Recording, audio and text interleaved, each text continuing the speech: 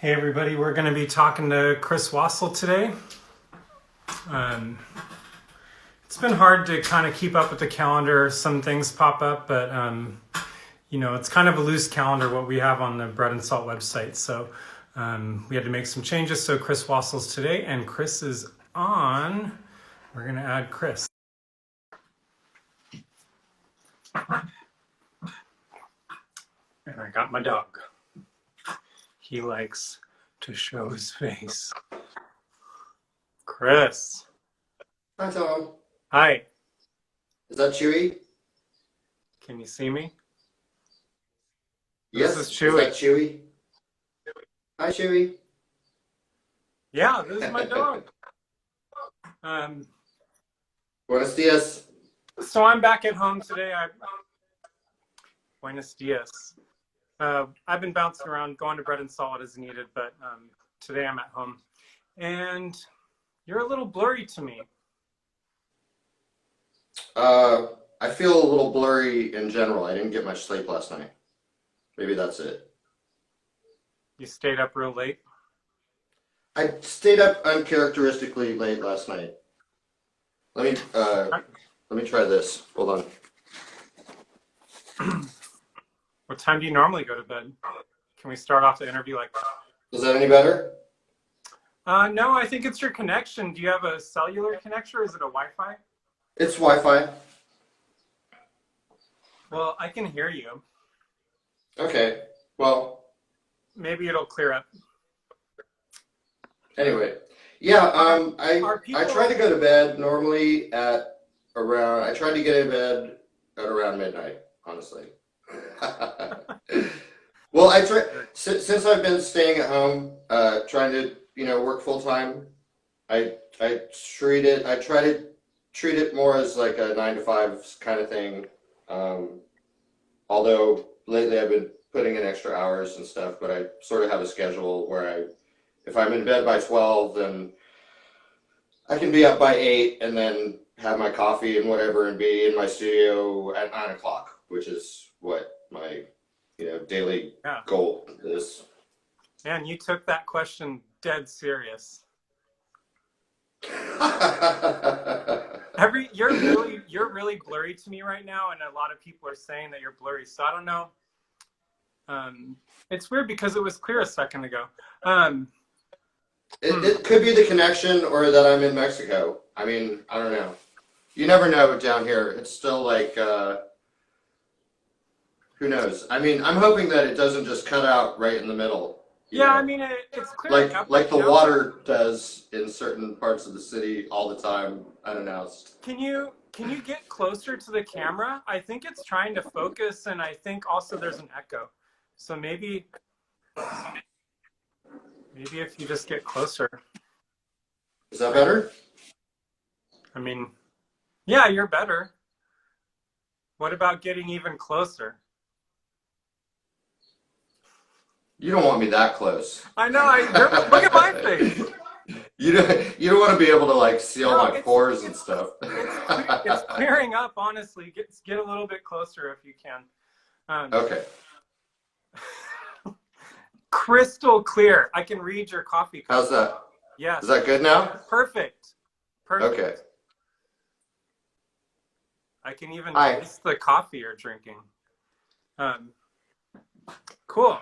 Well, I just want to say you've been like blowing up on our online store. We just sold a few more of those pieces. I think 2 today. So it's really exciting. Really? Yeah, it's really exciting. 2 more today? People are getting to know more about you. A lot of people are big fans of you, but I feel like so many people in San Diego need to be introduced to you. I only knew about you a couple years ago. I mean, we started seeing you around more and hanging out mainly through Bread and Salt. I met you through Jason Lane, and I think saw you at some punk shows and stuff that happened to be going to at Whistle Stop.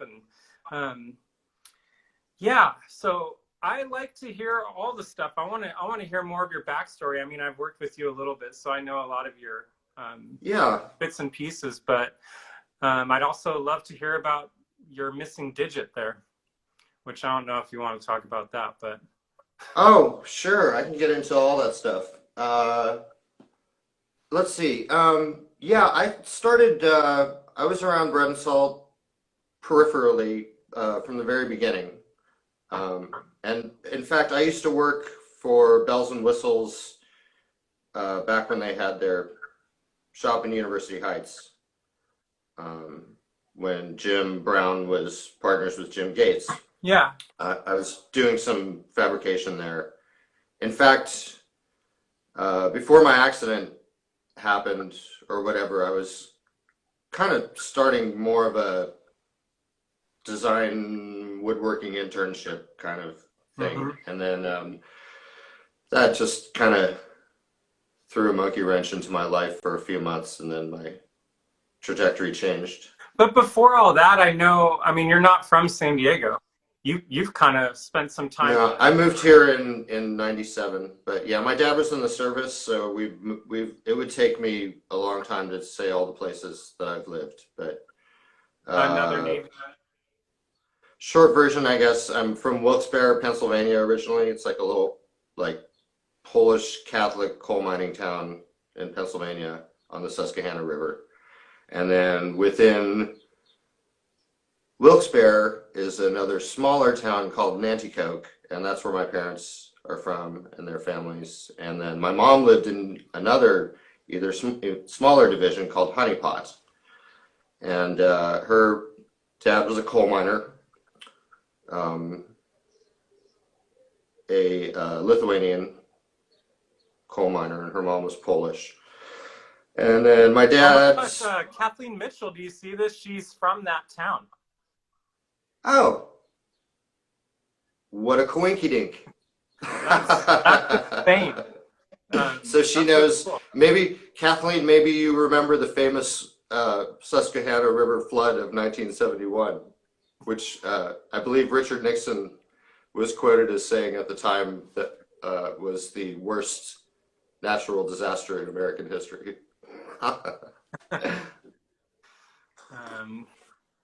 So I know also you spent a lot of time in Japan. I was in high school there in the 80s from about 7th grade till 10th grade. Wow. Oh, Kathleen says she was there for the flood. She was there for the flood. Wow. That must have been a trip. I've seen books about it. It was really, I mean, the whole city was underground and people were cruising around in boats and stuff. It was intense. Wow, we're gonna have to go back and Wikipedia that. So when you were in Japan in high school, what was that like? How long were you there? Were you there for all 4 years of high school, or? 7th through 10th grade. Oh my God. So we moved there in like 1980, I think. Yeah, that was pretty wild. I mean, I was already used to moving around as a kid because we had like pretty much a 3-year program. Like we were only in Wilkes-Barre for a little while when my dad joined the service, and then like we were in Ithaca for a little while, and then when I was in 1st, 2nd, and 3rd grade, we were in Ventura. Then we were in another part of upstate New York when I was in like 4th, 5th, and 6th grade, and then we moved to Japan for high school, which was, I mean, I still remember the day my parents kind of took me aside in the living room, and they were like, "Hey, guess where we're moving this summer?"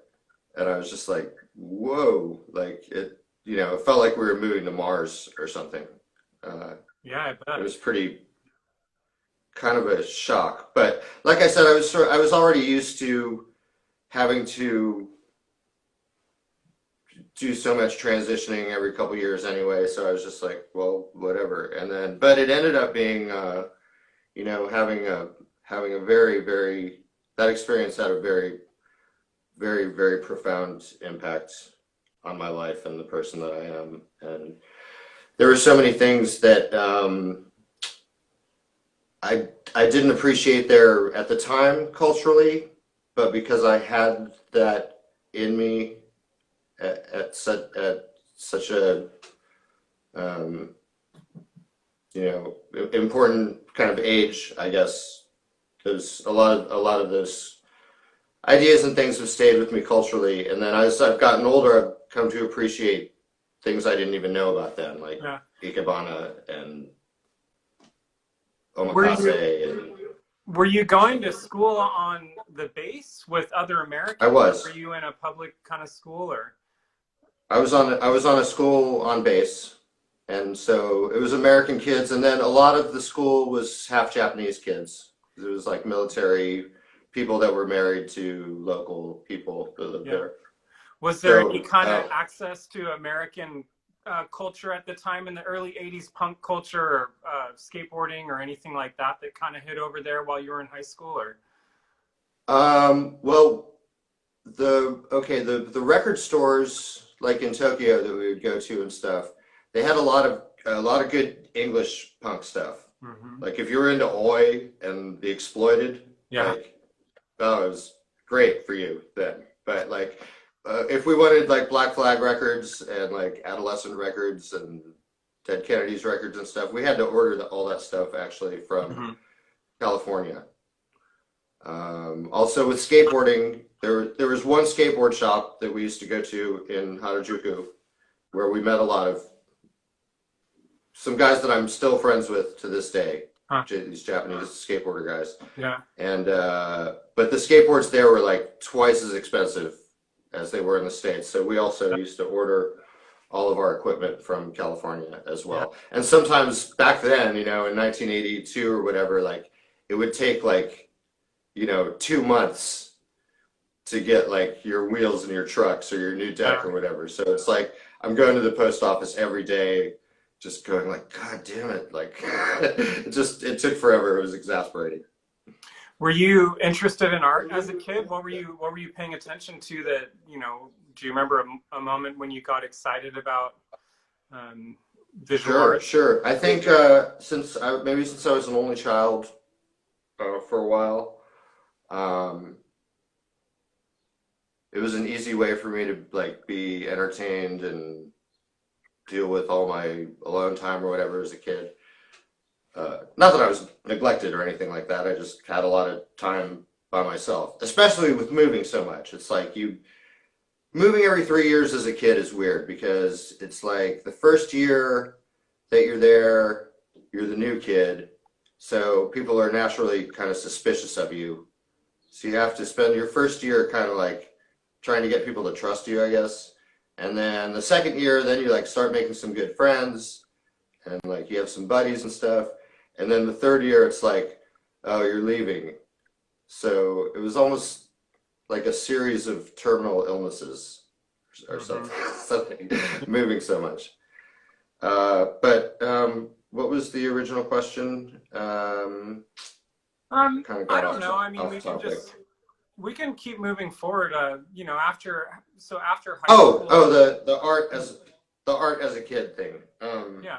But the first thing I ever wanted to be when I was a kid was some kind of an artist, and I think initially, and I guess it was because I just spent so much time as a little kid just entertaining myself, and it must have been fulfilling for me, I guess.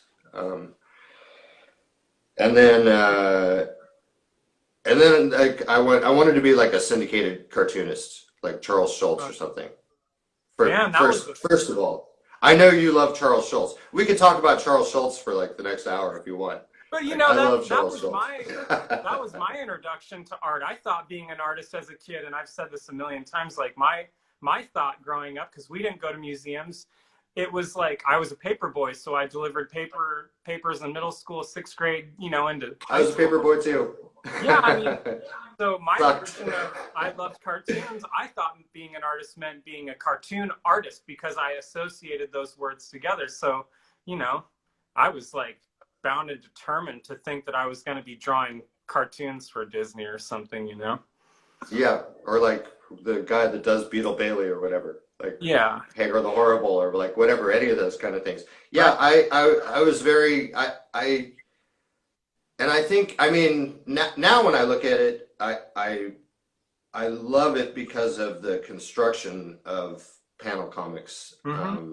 you know, the storyboarding aspect of it and how much information you can say, especially Charles Schultz with so few lines. Like he Yeah, and can I use can. 3 lines and create this entire universe, you know, and then cartoons have a whole visual language onto themselves, you know, when with sound effects and motion and things.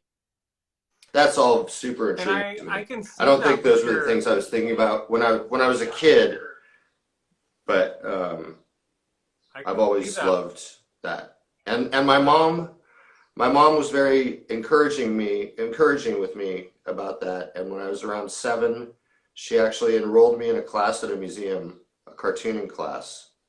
Whoa. And I was a 7-year-old kid, or 8 maybe, and with a bunch of adults. And so the teacher was this guy named John Caldwell, who had some stuff like in the New Yorker, Hmm. and if you ever want to look him up, I'm sure he's online somewhere. Yeah. Anyway, later I came to realize that most of the stuff he had done was actually in Playboy and We.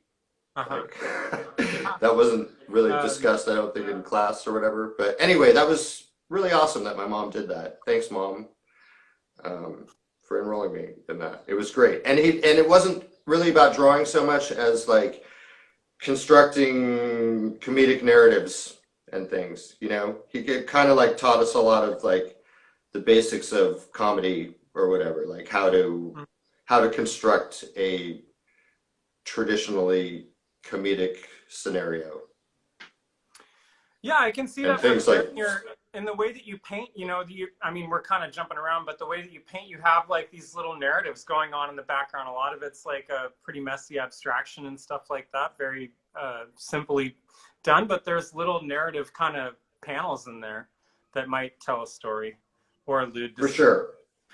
So after Japan, did you get involved in music then? Were you messing around with the drums or anything like that, or friends had bands or? Yep.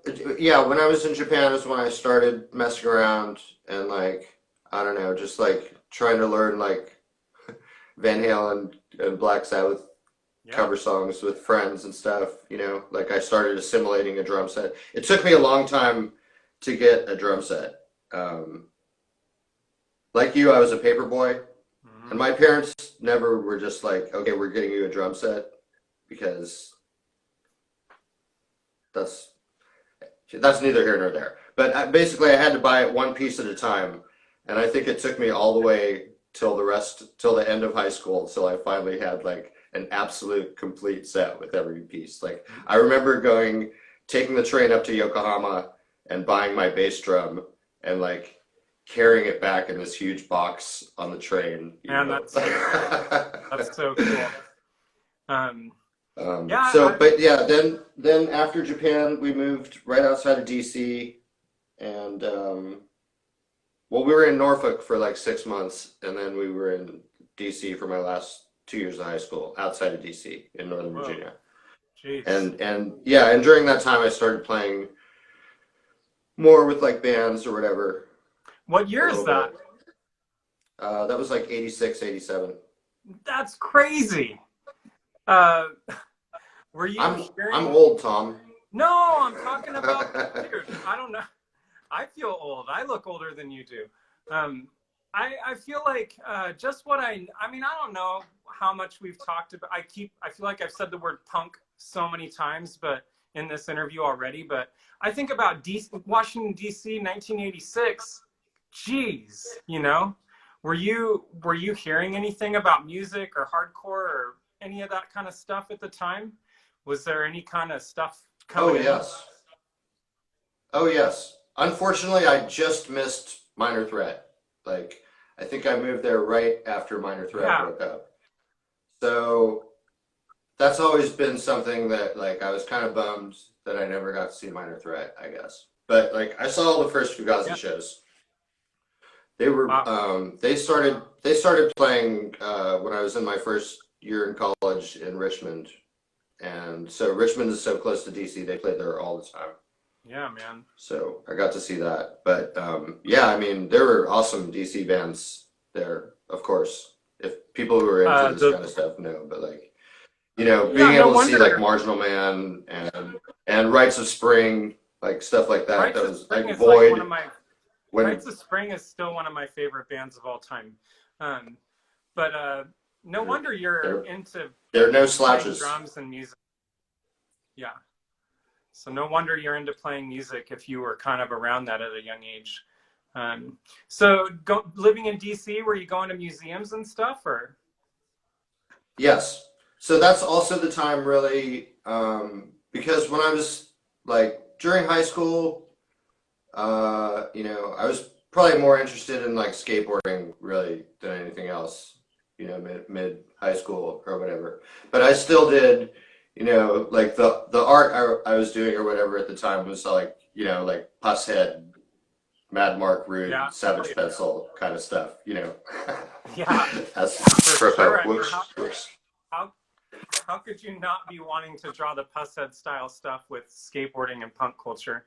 Um, Right. so did you study art in Richmond? So what happened when I moved to DC? I met this group of friends, and I think that's when I started really getting introduced to a lot different kinds of ideas. Like instead of just punk rock stuff, it was like all of a sudden like these guys were talking about like you know like art rock, like Sonic Youth, and like things more like that. And like you know, one friend of mine turned me on to all the like beat literature. You know, I found out about Yeah, all that stuff. I started reading. Somebody else turned me on to Herman Hesse. I read like everything by Herman Hesse, and like yeah. I kind of went through this thing, you know, in about 11th grade, and then that's when I started, you know, I was interested in modern art, but I didn't know what it was, except for you know everybody knew who Picasso was or whatever, but and I could you can kind of understand what he's doing, you know, he's pretty accessible, but you know, just through reading and stuff, like at one point I did a bunch of reading and like felt like I really figured out like what Cubism was, like how they developed Cubism, where it came from, what it meant. I read some Henri Bergson stuff and like felt like I'd kind of figured that out. And that was like a really big deal for me. I was kind of like, wow, like this is amazing that you can add this kind of depth to, you know, this visual two-dimensional format that's been traditionally used for storytelling and posterity and things. Yeah. So that really blew my mind. And luckily, living in DC, all the museums were free. Wow. So I started going to museums. I started really taking advantage of that. I spent a lot of time at the Hirshhorn. Yeah. Hirshhorn's a great museum. And then mostly I would gravitate towards the modern wing of the National Gallery. They had oh my God, they had a really beautiful Alexander Calder room there. I remember that I could have just spent hours just sitting in there. It was really fantastic. So I started going to museums a lot on my own mostly, sometimes with friends, but at one point, the first like kind of like art event thing that I think I was exposed to that was like an art world event or whatever is there was a big Francis Bacon opening at the Hirshhorn, Wow. and there was like kind of a rumor that he was going to be there, Whoa. but nobody really knew. It was sort of a rumor, but it was like not open to the general public at all. You know, it was a gala, it was some kind of gala opening thing, and I made a fake press pass and talked my way in. No way. Yeah, just to go. In hopes that maybe I'd see Francis Bacon or whatever. So I got to go to this, you know, super fancy like, you know, champagne opening thing with the Hirshhorn and stuff. And like that was kind of an interesting revelation to me at that age, just kind of like seeing how that kind of situation operates. How old were you? But Francis Bacon wasn't there, unfortunately. But it was a great show. The show was amazing. Yeah. I mean, just to stand in front, I mean, I've the very few times I've had a chance to stand in front of real Francis Bacon painting is pretty mind-blowing. Pretty incredible. Yeah. But Yeah, I'm so really sort of how old were obsessed you at the with time? the way he deals with space, the way he creates those cages around his forms, and kind of places his figures on these sort of Yeah, he started. stages. Like that's very, very, very unique and like super mysterious and captivating to me. It reminds me a little bit And of he I was started thinking so about late this. as a painter. Yeah, yeah. I was thinking about this the other day. It reminds me a little bit of like if you ever look at like Giacometti's paintings.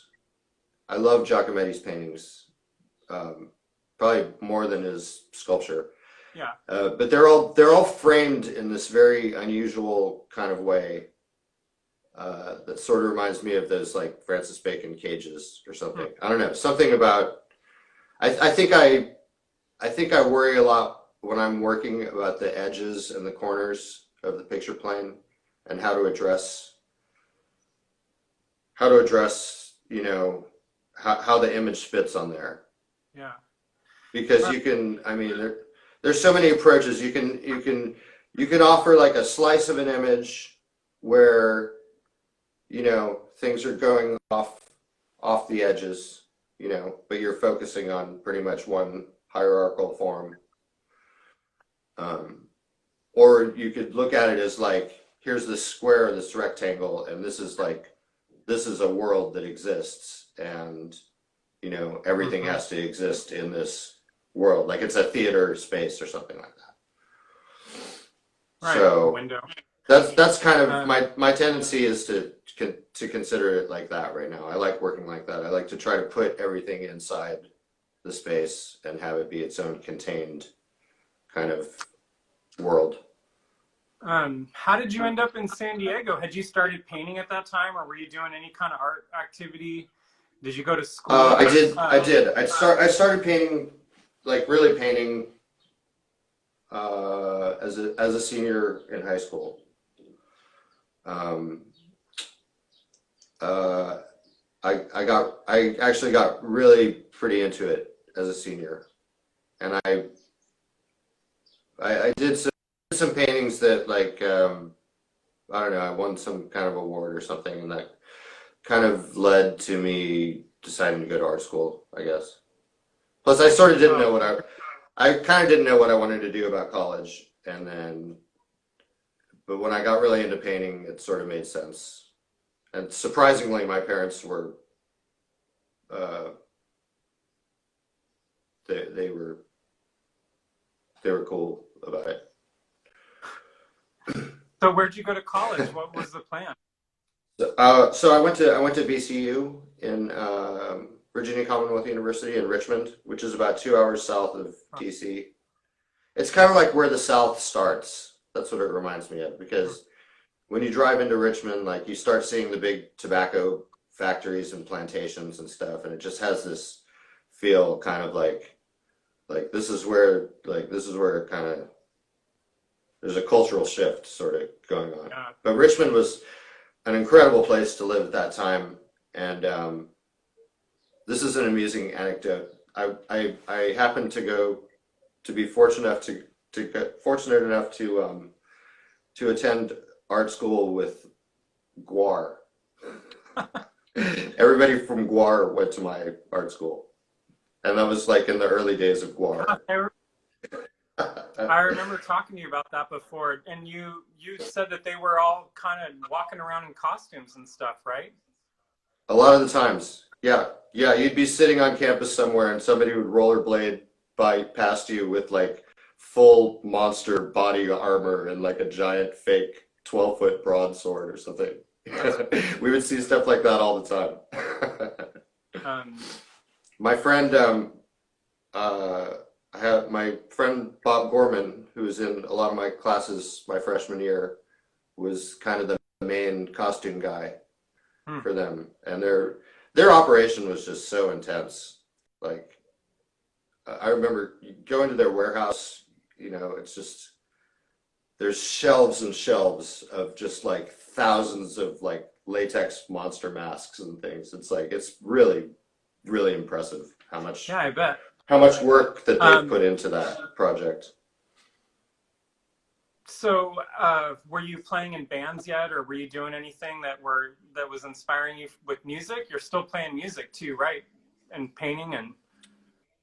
Well, I mean, I was into all of that stuff, but I think when I first moved out of the house and went to college, I like went a little bonkers. Like, I mean, I went to classes my freshman year and stuff, but I was pretty serious about having fun, I think, at that age. And so especially my second year of college, I spent a lot of time just like, I was still kind of more interested in like skateboarding and like hanging out with girls and listening to Slayer or whatever. Were you thinking of moving west? What was the thought of like continuing to move cross country? Because I know you spent time in other places. We can't just stay on the East Coast. We only have about 30 minutes. It wasn't a thought. It was improvisational. I guess after the reason I moved from Richmond was because my dad got a job at the embassy in London, and so my family moved to England. Like Whoa. I think around my second or third year in college, they moved to England, and like I said, I was kind of like partying a lot and really I should have been taking school more seriously. I think could have, but well, could haves and should haves, whatever. Yeah, Who cares? hindsight's 2020. Anyway, my parents moved to England, and it seemed like a cool opportunity for me to go spend a little time there and check it out. And it afforded me the ability to take weekend trips over to France and go to Holland and Italy and like cruise around. So I spent like almost a year, I think, over there with my parents. Wow. Probably about an hour outside of London in a little small town. Jeez. So when that was over, I went back to Richmond, but a couple of my friends had recently moved to New Orleans, and I went to visit New Orleans for the first time. And I was just like, wow, I love this place. Mm-hmm. So I moved to New Orleans. So most of the 90s I spent in New Orleans. You just went there and you just were like, this is it. From the moment we drove in and I smelled the coffee roasting, and there was just something in the air, I instantly, deeply romantically fell in love with that city. Mm-hmm. Especially at that year. I mean, this was probably 1989, so it was like way post Katrina. It was still like, kind of affordable, and like a lot of artists could manage more easily there. There's more, affordable rent available, stuff like that. It was a good time. It was a cool time to be there. The early 90s was a really fun time to be in New Orleans. What kind of jobs were you doing? I know you like cooking. Did you pick up any cooking jobs at that time? Or? That's when I started cooking professionally. My mom, thanks, Mom. My mom's a fantastic cook. You started cooking professionally? But yeah, in New Orleans, I started getting kitchen jobs. Because I was probably, when I moved to New Orleans, that's when I really started like being more serious, I guess, about playing in bands. So I was in a band there that was like very active. We played with a ton of people. And there was a very small scene there of kind of like underground or like alternative music. So it was such a small pool to choose from that we got a lot of interesting opportunities to open for bands that were pretty, like, it was pretty cool to be able to open for those bands. Yeah. what else was happening? What was there ever a thought of moving to California, or what were you doing that kind of brought you even further west? How many years did you stay in New Orleans, and how did that come to end? I think ever since I mentioned earlier we were in Ventura when I was in first, second grade, and ever since then I think I always wanted to come back to California. Mm-hmm. When I was kind of starting to look at colleges and stuff, I was thinking maybe I'd come out here. I just liked the weather was really. I had kind of bad allergies as a kid, and the weather out here was really great for that. And I love the beach, and just like 70s California culture too is like really awesome. Like Yeah, I bet that. it was super granola and freaky and like funky and Yeah. and there was nobody on the beach. It was like paradise in the 70s. So I always kind of had this idea like, oh, it'd be great to go back to California, but I didn't really get the opportunity for a long time. You asked me, I think. So I was in New Orleans until around 95, and then I started sort of looking around for some other options. I spent a little time in Austin. I spent a little time in San Francisco. Mm-hmm. And then the year before I moved to San Diego, I was in Tucson for a year. But I moved there specifically to do a musical project. Huh. And the specific thing I moved there to do after it was over, like I really liked the people there and stuff. So my first wife and I stayed there for a while, and we were playing like weekly at Club Congress, and like I had a job at a record store, and like it was just very mellow. And then somebody from California called me and said, "Hey, do you want to come out here and join this band and go on tour with us and stuff?" And it was a band that I really liked. What were some of the bands you were in now that you're kind of traveling as a musician or taking music seriously? I mean, there's only a handful of people that would like know of these band. I don't need to list off some litany of band names or whatever, but the thing I was doing in Tucson was very interesting because it was sort of like a burlesque sort of thing. And what we did is there was this friend of ours, this girl from New Orleans, and she recreated this burlesque act from the 40s, I think. There used to be this lady in New Orleans, and she was famous for having like this long, luxurious, beautiful green hair. Mm-hmm. And she did this act where she would come out of this giant oyster shell and then do like an erotic dance with like a big fake pearl. Yeah. Classic. And my friend was really into, she was like a burlesque person. And so she found out about this act and put this little band together and tried to recreate this thing. And so we travel around the country performing that. Hmm. And one of the awesome things about that was that it was so old, like she just found some like faded old sheet music somehow for the score for this thing. So there were no recordings of how this stuff was supposed to sound or anything. And luckily the band had guys in it that were, real musicians that could read music and stuff. But we had to figure this music out that, we had never heard before and then sort of interpret it and stuff. And that was a really interesting process. I enjoyed that. Were you drawing and painting? It was kind of like bringing something back from the dead, Were you drawing and painting at that time too, or? Yeah, like as a hobby, as kind of like a hobby. And every once in a while, I would even take a class somewhere. Like when I was living in New Orleans, a couple times I took like life drawing classes just to kind of have access to a live model, just to keep my hand in a little bit because I enjoy doing it. When did you start thinking of art as a profession or as a route that you really wanted to pursue? Well, I think it was maybe in my mid-30s when I started thinking like maybe music's not what I want to do for the rest of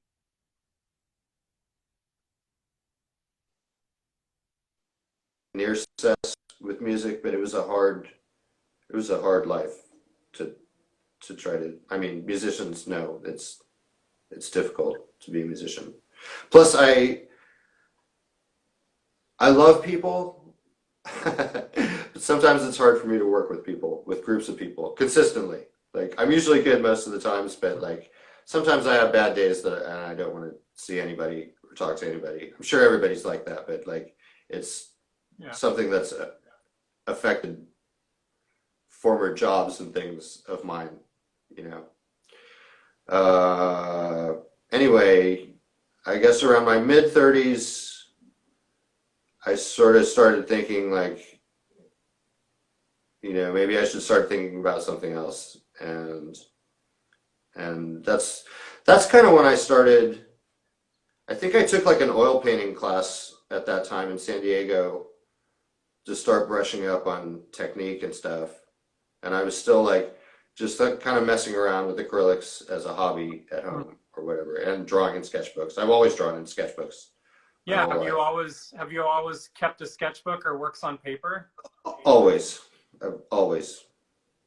I've always Um, had sketchbooks, no matter what, for sure. So I guess I started painting more then, and I can't remember what year it was. I think the first year I decided to try to have like a little show. Uh, was at Gelato Vero, and it was probably around, I don't know, 2004. oh I'd been man. in some group I'd been in some group shows before then. Like I was in a group show at the Moose Lodge or whatever, and like Mhm. a couple other little things here and there because I had a couple paintings lying around and I knew Yeah. some people.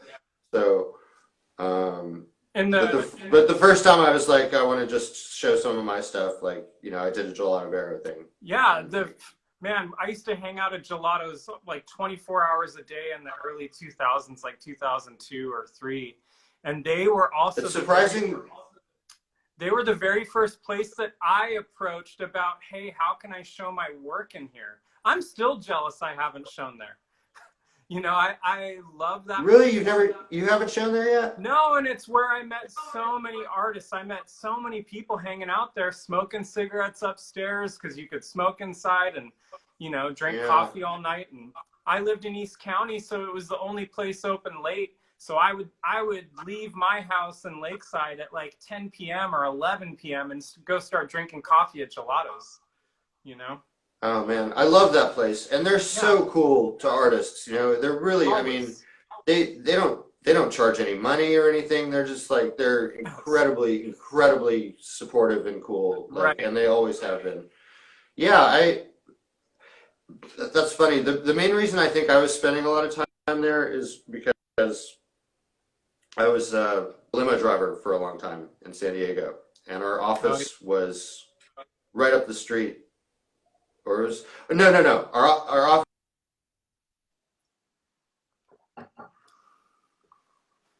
right. We lost audio for a second. I don't know what's up. I can't hear you, Chris. Can't hear you.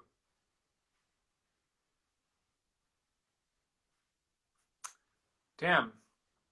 I don't know if other people can hear, but I can't hear Chris. Might need to close and reconnect. I'm going to close this and try to reconnect.